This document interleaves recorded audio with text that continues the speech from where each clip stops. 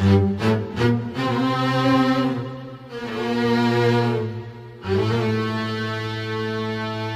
bertobat berkat hadiah. Ini tentang kisah Abu Nawas yang memberikan hadiah kepada hakim yang nakal, bukannya malah melaporkannya ke atasan. Abu Nawas punya cara yang unik dalam memberikan pelajaran kepada para hakim nakal. Bukan dengan melaporkannya langsung kepada sang raja, tetapi Abu Nawas bahkan memberinya hadiah. Akan tetapi justru dengan hadiah itu sang hakim menjadi sadar akan perbuatan zalimnya. Ini kisahnya, pada suatu waktu kerajaan yang dipimpin oleh Raja Harun al-Rasyid ini mengalami krisis keadilan. Banyak hakim yang adil meninggal dunia dan raja salah dalam menunjuk orang sebagai hakim pengganti. Akibatnya hakim pengganti itu tidak mampu menjawab kebutuhan masyarakat atas keadilan.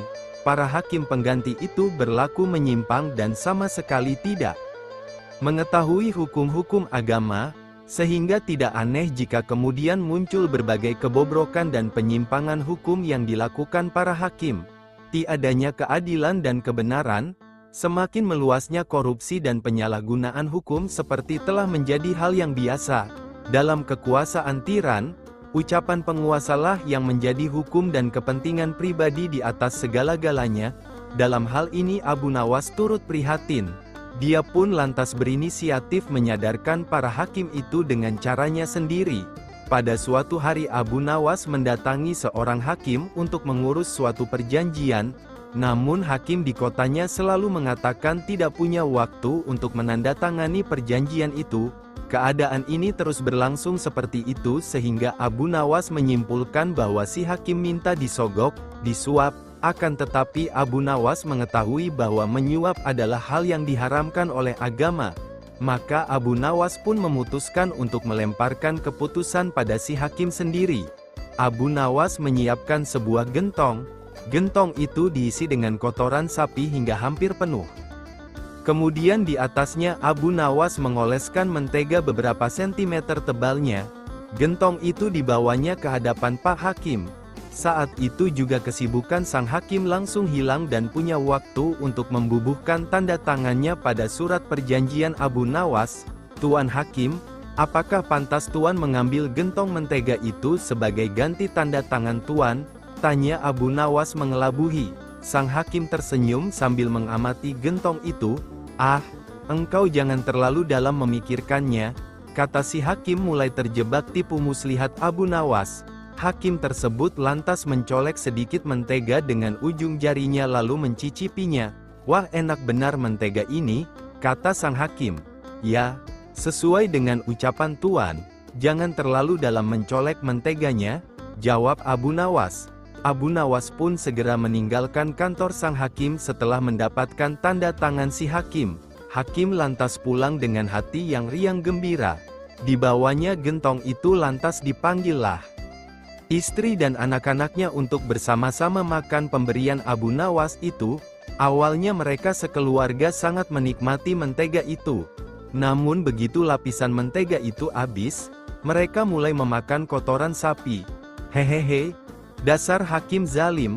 Ups, apa ini?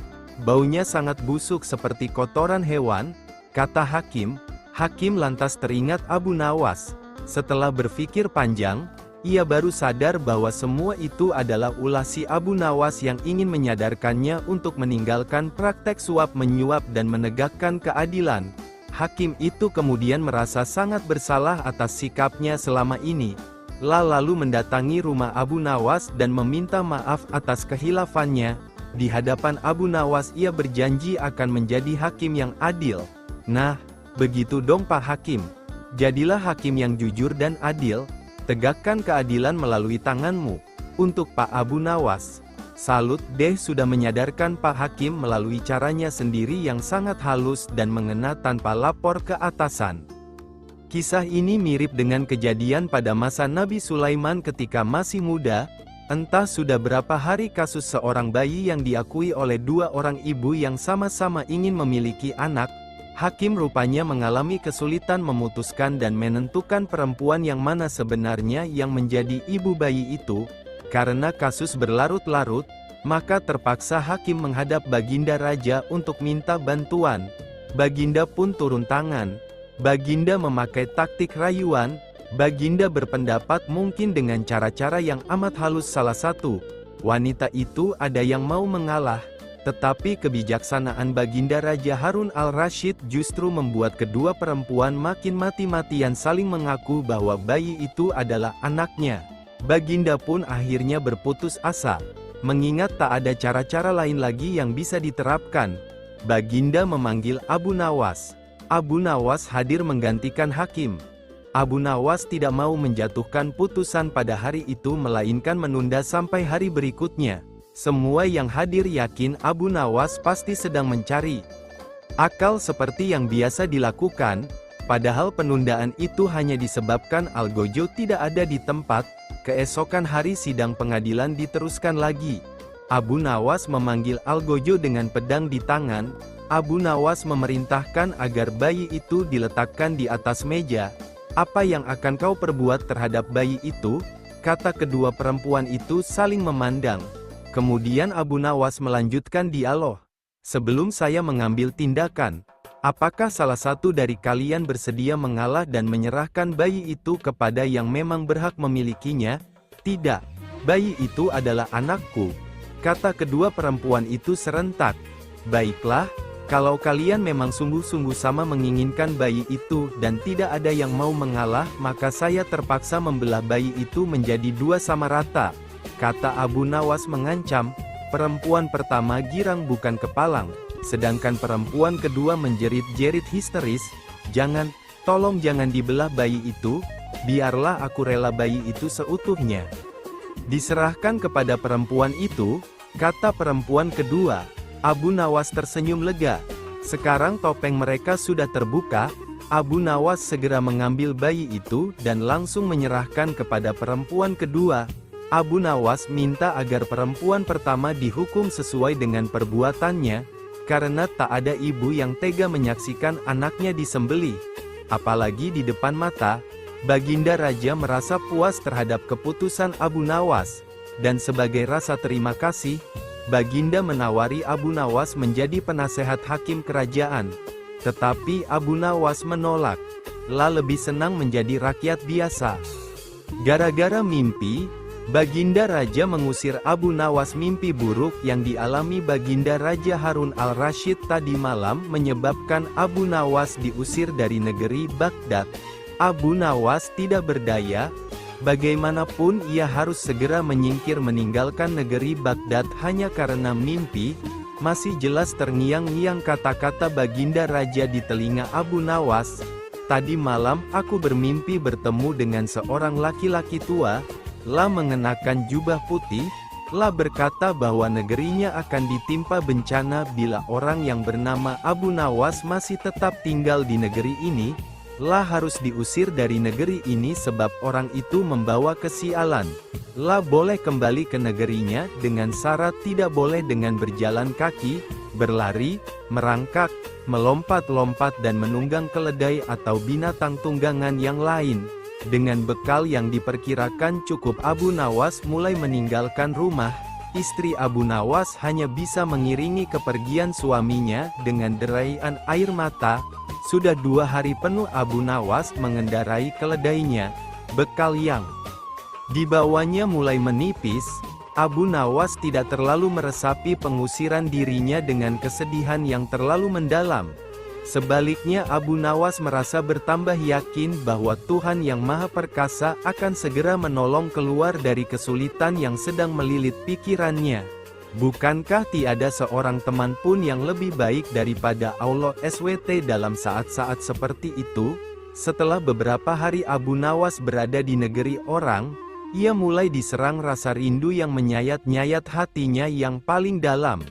Rasa rindu itu makin lama makin menderu-deru, sulit untuk dibendung. Memang, tak ada jalan keluar yang lebih baik daripada berpikir. Tetapi dengan akal, apakah ia harus melepaskan diri? Begitu tanya Abu Nawas dalam hati. "Apakah aku akan meminta bantuan orang lain dengan cara menggendongku dari negeri ini sampai ke istana Baginda? Tidak. tidak akan ada seorang pun yang sanggup melakukannya. Aku harus bisa menolong diriku sendiri tanpa melibatkan orang lain. Pada hari ke-19 Abu Nawas menemukan cara lain yang tidak termasuk larangan Baginda Raja Harun al-Rasyid. Setelah segala sesuatunya dipersiapkan, Abu Nawas berangkat menuju ke negerinya sendiri. Perasaan rindu dan senang menggumpal menjadi satu. Kerinduan yang selama ini melecut-lecut semakin menggila karena Abu Nawas tahu sudah semakin dekat dengan kampung halaman. Mengetahui Abu Nawas bisa pulang kembali, penduduk negeri gembira. Desas-desus tentang kembalinya Abu Nawas segera menyebar secepat bau semerbak bunga yang menyerbu hidung. Kabar kepulangan Abu Nawas juga sampai ke telinga Baginda Harun al-Rasyid. Baginda juga merasa gembira mendengar berita itu, tetapi dengan alasan yang sama sekali berbeda. Rakyat gembira melihat Abu Nawas pulang kembali, karena mereka mencintainya. Sedangkan Baginda Raja gembira mendengar Abu Nawas pulang kembali karena beliau merasa yakin kali ini pasti Abu Nawas tidak akan bisa mengelak dari hukuman. Namun Baginda amat kecewa dan merasa terpukul melihat cara Abu Nawas pulang ke negerinya. Baginda sama sekali tidak pernah membayangkan kalau Abu Nawas ternyata bergelayut di bawah perut keledai.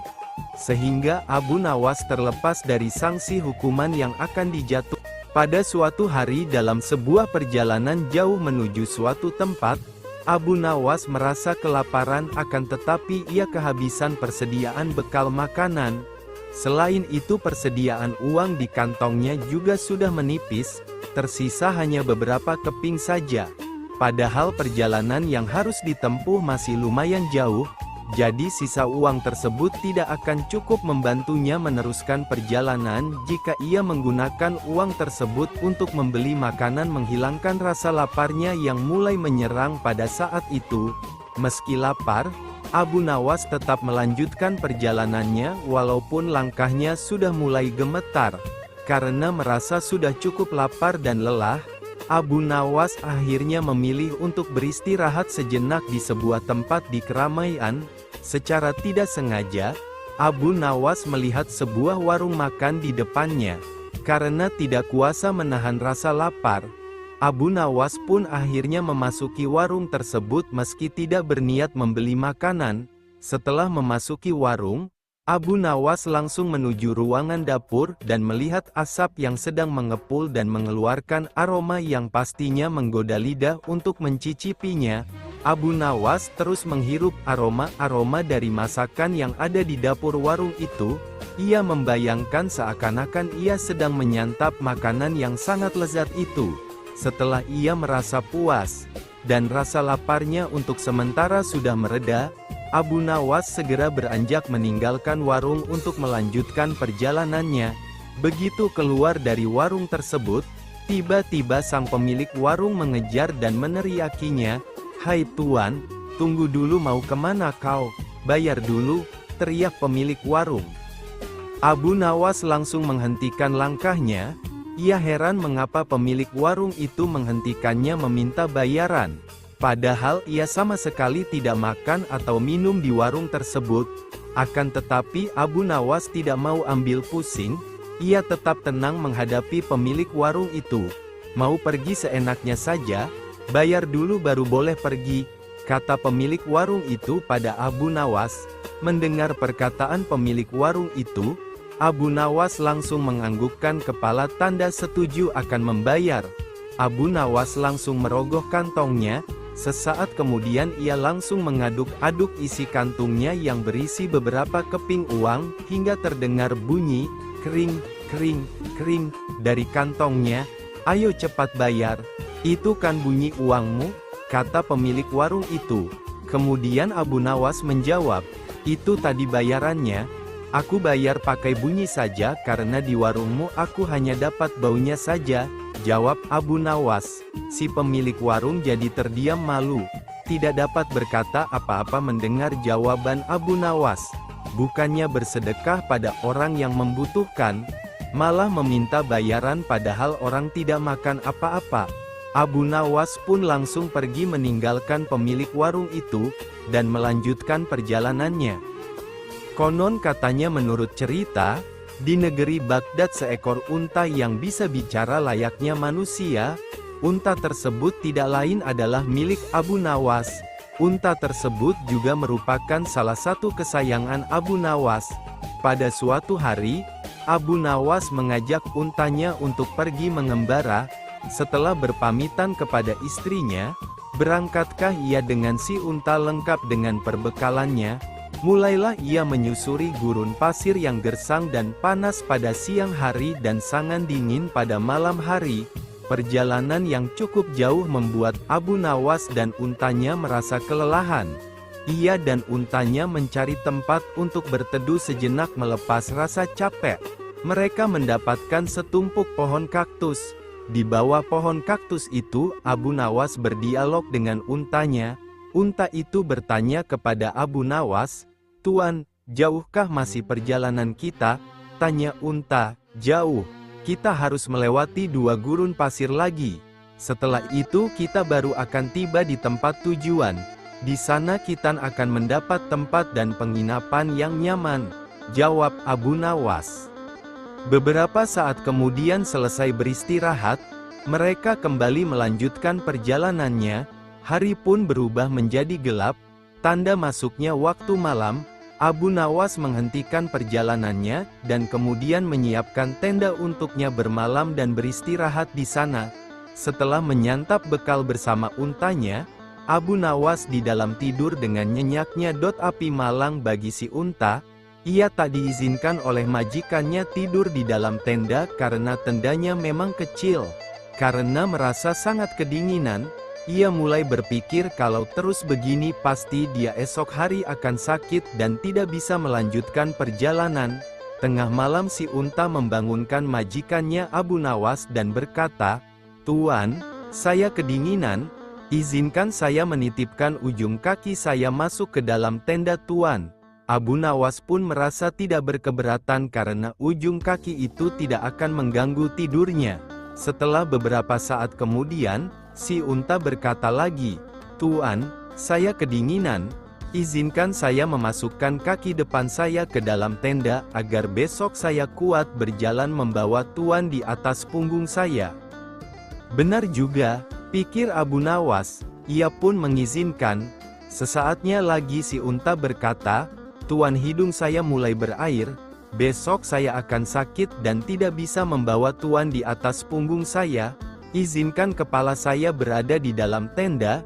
Demikianlah sesaat demi sesaat berlalu hingga akhirnya Abu Nawas tidak menyadari jika sekarang ia tidur di luar tenda. Ia pun merasa menggigil kedinginan. Sampai paginya, ia baru menyadari jika dirinya tidur di luar. Melihat untanya masih nyenyak di dalam, Abu Nawas pun membangunkan dan menanyainya kenapa ia tidur di luar sementara si unta malah di dalam tenda. Unta pun bangun. Sambil tersenyum ia menjawab pertanyaan tuannya tadi dengan santai. "Saya kan tidak mengusir Tuan. Saya sudah meminta izin terlebih dahulu kepada Tuan. Tuan juga memperbolehkan anggota tubuh saya masuk ke dalam tenda. Ini saya lakukan agar hari ini saya kuat menggendong Tuan di atas punggung saya untuk melanjutkan perjalanan." Sambil bersin-bersin, Abu Nawas berkata, "Kau memang unta cerdik. Aku yang biasa dikenal orang paling cerdik ternyata masih bisa kau kalahkan." Si unta pun menjawab dengan merendahkan diri, "Saya begini kan karena berguru pada Tuan." Menghitung kematian tahanan, kecerdikan Abu Nawas memang sudah tak diragukan lagi. Bahkan ketika Raja Harun ar-Rasyid menghadapi masalah, tak segan-segan Abu Nawas dipanggilnya untuk menyelesaikan masalah. Nah, kali ini Abu Nawas mendapatkan tugas untuk menghitung kematian. Bagaimana cara Abu Nawas menghitungnya? Berikut kisahnya. Suatu hari, di negeri 1001 malam, Baghdad, digelarlah acara hajatan besar. Sang Raja Harun ar-Rasyid pun berniat merayakan pesta ulang tahun kerajaan bersama-sama dengan seluruh rakyatnya.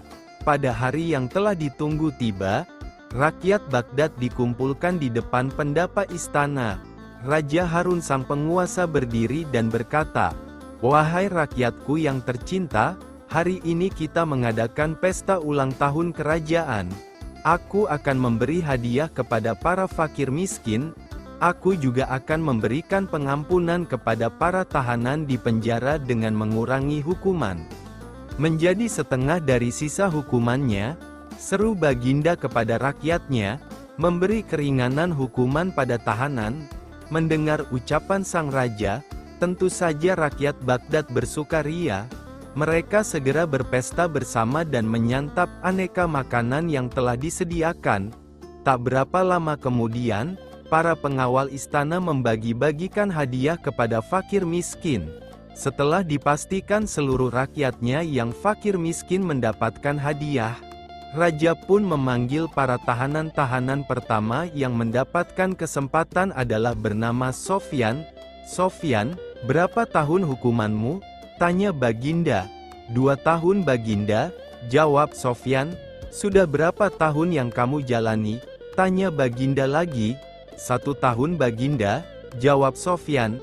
"Kalau begitu, sisa hukumanmu yang 1 tahun aku kurangi menjadi setengah tahun sehingga hukumanmu tinggal 6 bulan saja," tegas Baginda. Selanjutnya, dipanggillah Ali. "Berapa tahun hukumanmu Ali?" tanya Baginda. Dengan nada yang sedih, Ali menjawab, "Mohon ampun Baginda, hamba dihukum seumur hidup," jawab Ali. Mendengar jawaban Ali tersebut, Baginda menjadi bingung harus menjawab apa untuk mengurangi hukuman Ali. Di tengah kebingungannya, raja yang terkenal bijaksana ini teringat dengan Abu Nawas. Akhirnya, dipanggillah Abu Nawas. Tak berapa lama kemudian, Abu Nawas yang turut serta dalam pesta ulang tahun kerajaan menghampiri sang raja yang sedang kebingungan itu. "Abu Nawas, aku ada masalah mengenai hadiah pengampunan bagi Ali. Dia dihukum seumur hidup, sedangkan aku berjanji akan memberikan pengampunan setengah dari sisa hukumannya. Padahal aku tidak tahu sampai umur berapa Ali akan hidup. Sekarang aku minta nasihatmu, bagaimana caranya memberi pengampunan kepada Ali dari sisa hukumannya?" Jelas raja. Mendengar penuturan rajanya, Abu Nawas pun ikut bingung. Dia berpikir, apa bisa mengurangi umur seseorang, padahal dia sendiri tidak tahu sampai kapan umurnya. "Hamba minta waktu Baginda," ujar Abu Nawas. Abu Nawas mendapat sekantung keping emas. Mendengar permintaan Abu Nawas, raja pun akhirnya memberikan kesempatan kepada Abu Nawas untuk berpikir. Raja hanya memberi waktu sehari semalam saja, tidak boleh lebih. Jadi, besok pagi Abu Nawas harus memberikan jawabannya. Sesampainya di rumah, Abu Nawas pun berpikir keras untuk menemukan pemecahan masalah tersebut. Dia tidak bisa tidur karena selalu kepikiran akan hal itu. Namun, selang beberapa waktu, tampaklah senyuman di bibir Abu Nawas. Pertanda solusi telah ditemukan. Abu Nawas pun malam itu segera masuk ke kamar untuk tidur dengan nyenyak. Pada pagi-pagi sekali, Abu Nawas telah bangun. Setelah mandi dan sarapan, dia pun pergi menghadap raja setelah berpamitan dengan istrinya. "Hamba sudah mendapatkan cara untuk memecahkan masalah si Ali. Baginda, begini Baginda, sebaiknya si Ali ini berada di luar penjara dan bisa bebas selama 1 hari. Lalu pada esoknya, dia dimasukkan lagi ke dalam penjara selama 1 hari pula. Lusa juga demikian, sehari bebas, sehari di penjara, begitu berlangsung terus selama umur si Ali itu." Jelas Abu Nawas, "Engkau memang pandai Abu Nawas. Kalau begitu, kamu juga akan aku beri hadiah, yaitu sekantung keping emas," ujar sang raja. Setelah itu, Abu Nawas pulang dengan wajah yang ceria. Raja minta mahkota dari surga pada hari itu. Tidak seperti biasanya Baginda Raja tiba-tiba ingin menyamar menjadi rakyat biasa. Beliau ingin menyaksikan kehidupan di luar istana tanpa diketahui oleh siapapun, termasuk istri dan anaknya. Raja pun akhirnya keluar istana dengan berpakaian ala kadarnya layaknya seorang dari rakyat jelata. Nah, dalam perjalanan tersebut, beliau melihat kerumunan orang yang sedang mendengarkan ceramah. Setelah Baginda mendekat, benar juga perkiraannya kalau ada seorang ulama sedang menyampaikan petuah mengenai alam barzah. Tanpa disadari siapapun, tiba-tiba ada seorang yang datang dan bergabung di situ. Orang tersebut langsung melontar pertanyaan kepada sang ulama, "Kami telah menyaksikan orang kafir pada suatu waktu dan mengintip kuburnya. Akan tetapi kami tiada mendengar mereka berteriak dan tidak pula melihat penyiksaan-penyiksaan yang katanya sedang dialaminya. Maka bagaimana cara membenarkan sesuatu yang tidak sesuai dengan yang dilihat mata?" Ulama itu berpikir sejenak kemudian berkata, "Untuk mengetahui yang demikian itu harus dengan menggunakan panca indera yang lain. Ingatkan kamu dengan orang yang sedang tidur, dia kadang kala bermimpi dalam tidurnya digigit ular, diganggu dan lain sebagainya. La juga merasakan sakit dan takut dan keringat pun bercucuran. La merasakan hal semacam itu seperti ketika tidak tidur. Sedangkan engkau yang duduk di sebelahnya menyaksikan keadaannya seolah-olah tidak terjadi apa-apa. Maka jika masalah mimpi yang remeh saja sudah tidak mampu mata untuk melihatnya, mungkinkah engkau bisa melihat apa yang terjadi di alam barzah?" Baginda Raja tertegun dengan penjelasan ulama itu. Ulama itu melanjutkan kuliahnya dengan alam akhirat. Dikatakan bahwa di surga tersedia hal-hal yang amat disukai nafsu, termasuk benda-benda. Salah satu benda itu adalah mahkota yang amat luar biasa indahnya dan tak ada yang lebih indah barang-barang di surga karena barangnya terbuat dari cahaya. Saking indahnya maka satu mahkota jauh lebih baik dari dunia dan isinya. Baginda Raja terkesan, dan beliau pulang kembali ke istana karena sudah tidak sabar lagi untuk menguji kemampuan Abu Nawas. Abu Nawas pun dipanggil menghadap. "Aku menginginkan engkau sekarang juga berangkat ke surga kemudian bawakan aku sebuah mahkota dari surga yang katanya tercipta dari cahaya itu. Apakah engkau sanggup Abu Nawas?" "Sanggup Paduka yang mulia," jawab Abu Nawas. "Tetapi Baginda harus menyanggupi pula salah satu syarat yang akan hamba ajukan," pinta Abu Nawas. "Sebutkan syarat itu," kata Baginda. "Hamba mohon Baginda menyediakan pintunya agar hamba bisa memasukinya," kata Abu Nawas. "Pintu apa?" tanya Baginda. "Pintu alam akhirat," jawab Abu Nawas. "Apa itu?" tanya Baginda lagi. "Kiamat, wahai Paduka yang mulia. Masing-masing alam mempunyai pintu. Pintu alam dunia adalah liang peranakan ibu. Pintu alam barzah adalah kematian. Pintu alam akhirat adalah kiamat. Surga berada di alam akhirat. Bila Baginda masih tetap menghendaki hamba mengambilkan sebuah mahkota di surga, maka dunia harus kiamat terlebih dahulu," jelas Abu Nawas. Mendengar penjelasan Abu Nawas tersebut, Raja terdiam, dan di sela-sela kebingungan Baginda Raja Harun al-Rasyid tersebut, Abu Nawas bertanya lagi, "Masihkah Baginda menginginkan mahkota dari surga?" tanya Abu Nawas. Baginda Raja tidak menjawab. Beliau terdiam 1000 bahasa. Sejenak kemudian Abu Nawas pun mohon diri karena Abu Nawas sudah tahu jawaban dari Baginda Raja. Abu Nawas ternyata perenang yang tangguh. Baginda berdecak kagum al-kisah. Pada suatu yang cerah Raja Harun al-Rasyid memanggil Abu Nawas. "Hari ini saya punya misi lain untukmu, Abu Nawas," titah Raja dengan wajah serius. "Apa yang harus saya kerjakan, Yang Mulia?" tanya Abu Nawas penuh tanda tanya. "Kau tahu bahwa kita punya teluk yang luas, bukan?" tanya Raja kemudian. "Menyedihkan sekali tak seorang pun pernah menyeberang teluk. Saya bertanya-tanya, apakah mungkin seorang manusia berenang ke seberang teluk?" lanjut Baginda Raja. Abu Nawas masih khusyuk mendengar titah selanjutnya. Ketika Baginda berujar, "Abu, saya butuh kau menjawab keingintahuanku." Saya mau kau mengambil misi ini sebagai tugas terhormat, titah raja akhirnya. Tuan, saya bukan seorang perenang yang baik, gila Abu Nawas dengan wajah pucat. Saya tahu, ucap Baginda mendesak. Tapi setiap orang mengetahui kalau kau adalah pria terpintar di negeri ini, kau harus dapat mengerjakan tugas ini, kata raja dengan nada memaksa. Abu Nawas tidak bisa berkutik. Dia tergagap, kemudian dengan sangat terpaksa dia berujar, "Ya, saya akan mengerjakannya, Yang Mulia." Pertemuan selesai. Abu Nawas menggerutu begitu meninggalkan istana. Kepalanya tiba-tiba menjadi berat. Susah diajak berpikir. Asam lambungnya juga naik. Tanda stres sedang, hinggap. Selanjutnya si cerdik ini berjalan gontai ke pantai.